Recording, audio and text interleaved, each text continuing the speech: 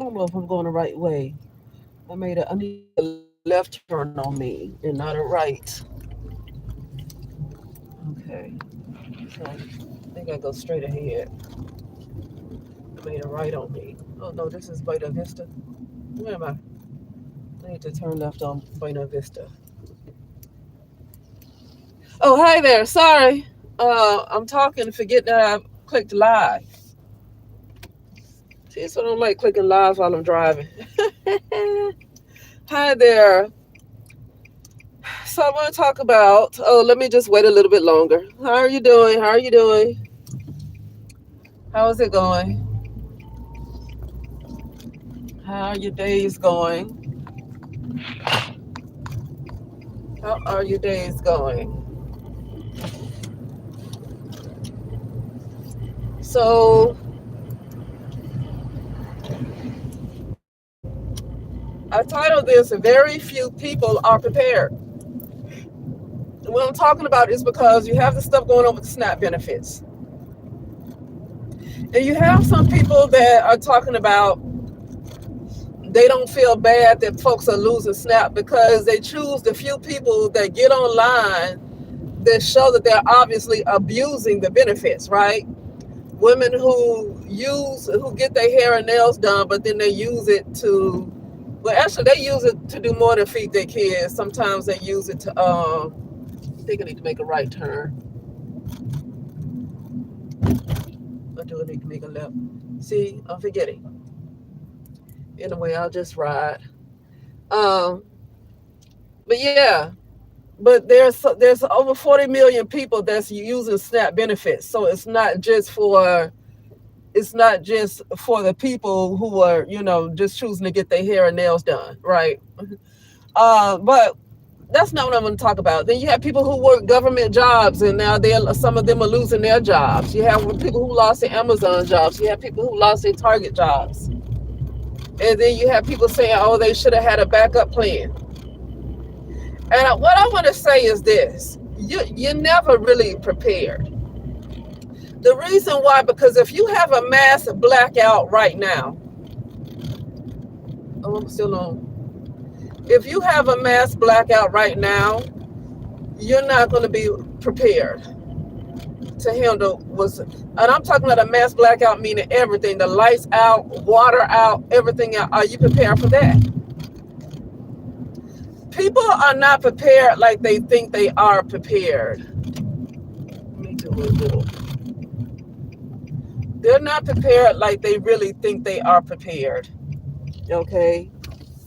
So folks really need to get out of the habit of judging each other, talking about you should have done this and you should have done that, because in the grand scheme of things, nobody's really prepared except for somebody who's already living in the doggone, like completely off grid, not depending on anybody for lights, not depending on anybody for water or anything. They go and get their own food. They might garden or whatever, but they want to make sure they keep all the seeds that they need for the next for the next 100 years or so. Because a lot of the places that they might buy it from or order it from could close down. So you got to make sure that even if you get seeds, you're prepared for the next probably 50 to 100 years. You know, and you want to make sure that you're not living in the area. Oh, so they're making a U-turn. You want to make sure you're not living in the area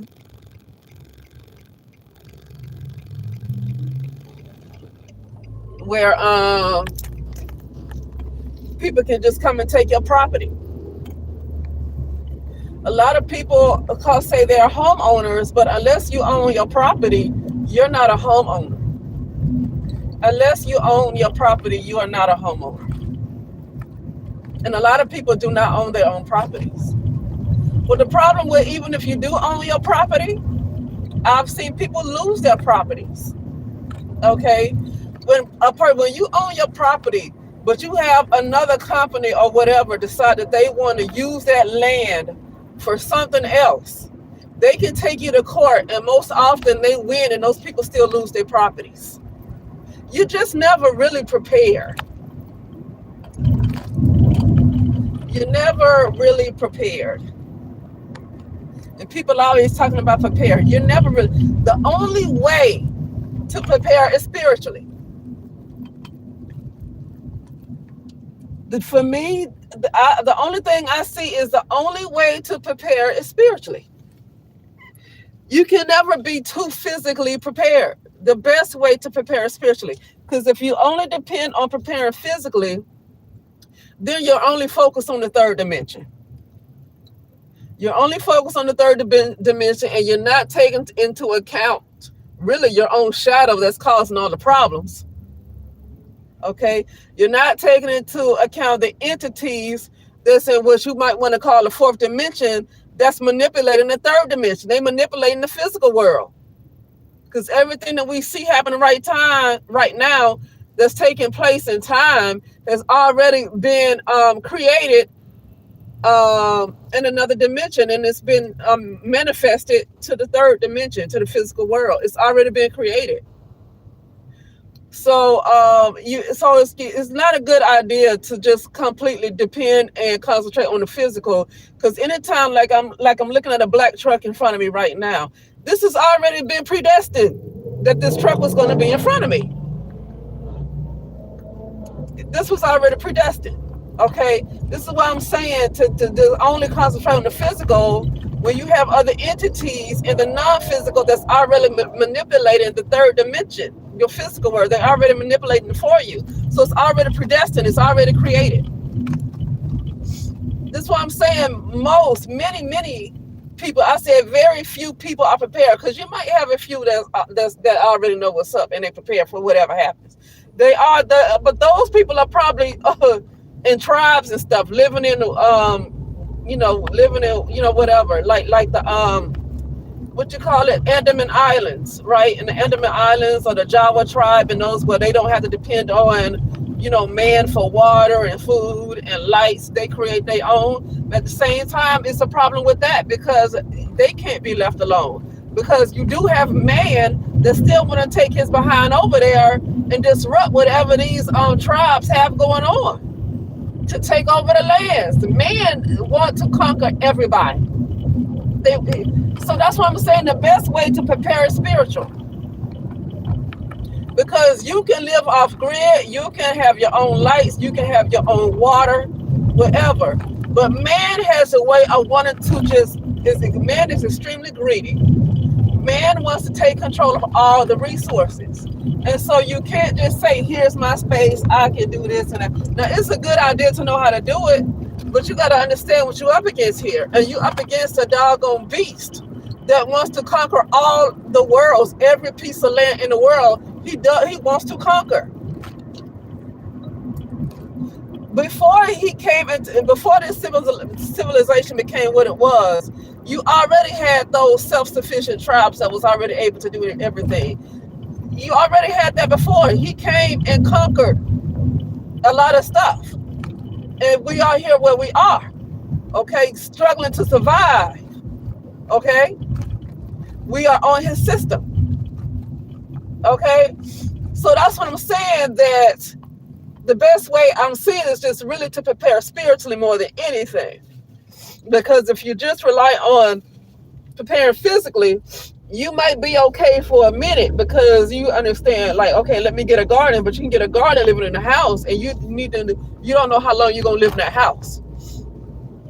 I don't like, like I said, I don't like, a garden is good, but it's not realistic for everybody to have a garden, because some people don't live in a place, and they don't even live in an apartment. Because you can get like little things and put it in your house and grow a little garden in your house, or if you live in an apartment where you have a sliding door or whatever, you can.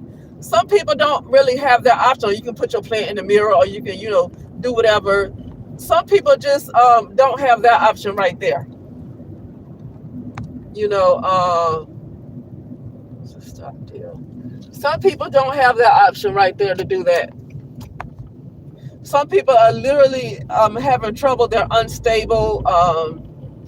They're having to move from place to place. And, They're going through something with their own life. You can't judge people for what they're going through, because they're going through their own dark night of the soul. It could be just time for them to go through it. And it's not to judge those people that's going through it, because you never know when your time is going to be. So no need to judge somebody else for going through their dark night of the soul, because you never know when your time is coming. And then somebody else going to judge you because they're ignorant. You know? But I just felt like saying that really quickly. You never really prepare, because I hear so many people online talking about prepare. No, you the only way to prepare is spiritually. You can prepare physically. You can use common sense, and you can try to prepare physically all you want to. But even if you were to completely move off grid and have your own, you would be okay for a little while. But the time will come when man will bring his behind in and want to take over your property, because that's what he does. Okay, this has already happened before. I don't know why people don't take that seriously until it happens. The best way to prepare is spiritually. The best way to protect yourself is spiritually. You know, because those ideas are only going to work for a little while, but it won't sustain you, because man is just too greedy. Man wants to conquer people. Man wants to conquer the world. Man wants to conquer all the resources. That's what man wants to do. And you're never really safe. But anyway, I just felt like talking about that tidbit. Anyway, how's it going with you guys? But this thing with the whole SNAP and people losing their jobs and still having to come to work. Listen, I would have to quit, because if I still have to pay my rent, nobody else is caring, knowing everything that's going on, but you have people that don't care. Well, the bills still do. See, let me tell you something. This is the problem with humanity. I remember saying in 2020, not on this channel, it was on another channel, I said that humanity deserves what it gets, because I saw how humanity reacted to COVID, and how humanity, there was no love for one another. I saw how they acted towards one another. And I said, I have nothing for humanity. This is a time when, people, it's a government shutdown, and you seeing people still have to come to their job and work full time but not get paid. But you still say, well, the rent is due, the bills don't stop coming. This is a serious lack of humanity. This is a serious, and it shows how people are programmed, but this is a serious lack of humanity. And this is why these entities that's doing these things are able to continue to stay in power and do what they do, because of how humanity reacts when you see your brethren that's down on his or her luck, that's down. And it's not like a bad decision, and it's not about no backup plan. Let me tell you something. If you are like an airline navigator or whatever you call it, like a lot of these people in the airline losing their jobs in airports or whatever, sometimes they have to just concentrate on that one job. They can't be working no second job and be tired coming to work, because that's an important job to have. That's like a person who is a surgeon. Imagine a person who is a surgeon, who's a cardiac surgeon or whatever, who's just a surgeon, but specialized in heart surgery.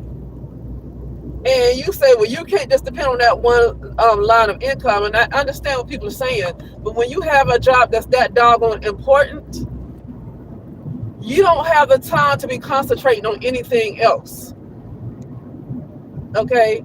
You don't have the time to concentrate on anything else with a job that's that doggone important. And that's what I don't like about this society, to say that you always have to have a backup plan. When your job is to save somebody else's life, to do something as serious as surgery, you should not have to have another backup plan. You should already be covered, because your job is literally to save lives. Well, what about a fireman whose job is to save lives, but he or she have to have a backup plan? You shouldn't have to have a backup plan. Why do you always have to have a backup plan? The backup plan is like, maybe we just should not be working. You know what I'm saying? Because everything, to be honest with you, everything should be for free. I was having this conversation with somebody else. Why are we paying for water? Water is something that's natural. That's a natural resource. Man did not create water. So why is man charging you for something that he did not create? See, this is greed. Charging you for stuff that is already natural. Charging you for stuff that's already natural. Shouldn't charge you for it. Okay? So there should never be a threat that you run out of water. Water is too doggone, it's the most abundant resource on the planet. So if you lose the most abundant resource on the planet, you just lose life. There's no life. I wouldn't even think about, oh, let's get a bunch of bottles of water. No. Just forget it. You're dead. Okay, you're dead. No water, you're dead. You're robots. And that's what this is. People don't realize they are robots. That's what they don't understand. The lack of water means there's no spirit left. That means the spirit is gone. And I wouldn't even think about no bottles. Let me get a bunch of bottles of water to drink. No, if there's no water left, water is supposed to be like over 70% of the earth. And if there's no water left, there's no life. Just go on and just let it go. You're dead. Okay? I'm not thinking about a bunch of water bottles. You're dead. Okay? I get you, but you might be able to survive for like a few days. So like that concept don't need to enter my mind. I understand people talking about all the water bottles, but if you got to understand, if there's no water, there's no life. There's no life. There's no spirit and there's no life. That's literally death. So I don't want to agree to something like that.